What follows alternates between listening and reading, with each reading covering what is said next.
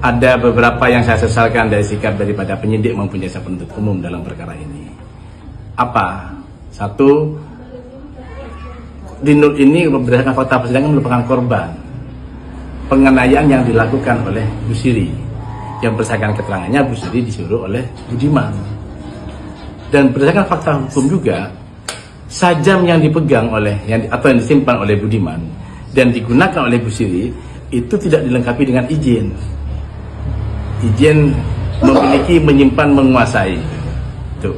Akan tetapi di dalam perkara ini justru Dinul yang menjadi korban, Dinul yang dimasukkan undang-undang pasal 351 ayat 1 dan 2 dan undang-undang darurat. Sedangkan Bu Siri tidak dimasukkan. Ini kan menjadi pertanyaan besar bagi masyarakat. Orang yang menyerang tidak dikasih pasal yang berat, orang yang diserang dikasih pasal yang berat. Dan yang terpenting lagi, orang yang melakukan ditahan, yang menyuruh melakukan tidak ditahan. Apa yang menjadi suatu pertimbangan daripada penyidik kepolisian. Dan harapan keluarga dalam hal ini segera ditahan. Kenapa?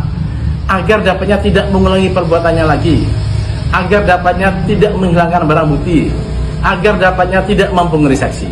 Karena berdasarkan keterangan saksi tadi, bahwasanya Mahmud yang disuruh kepala desa yang melapor. Untuk melapor, seolah-olah Bu Siri lah yang menjadi korban daripada tindakan yang dilakukan oleh Dinul.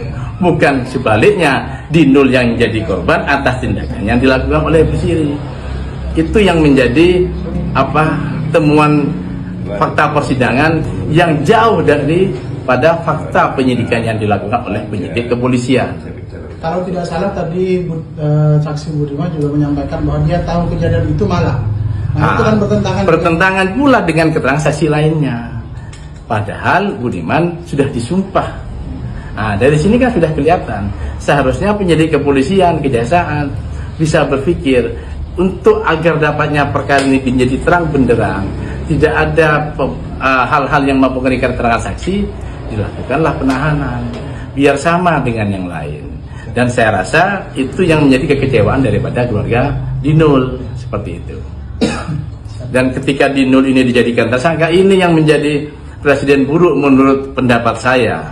Orang yang menjadi korban penganiayaan dijadikan tersangka. Seharusnya kalau saya menjadi penyidiknya, Dinul tidak saya jadikan tersangka. Kenapa? Karena Dinul ini overmah, membela diri. Dia ini mengeluarkan sajamnya itu kan pisau dapur, bukan pisau penghabisan. Dan di dalam undang-undang darurat sudah diatur alat dapur tidak masuk kategori dalam undang-undang darurat. Justru yang parahnya gak dimasukkan undang-undang darurat. Ini pemikiran macam apa yang diberikan kepada masyarakat Bangkalan oleh aparat penegak hukum kita. Itulah tugas saya sama Mas Dayat untuk meluruskan permasalahan ini, dan harapan kami untuk kedepannya penyidik aparat penegak hukum lebih profesional dan proporsional dalam menyikapi suatu permasalahan hukum di Kabupaten Bangkalan, seperti itu.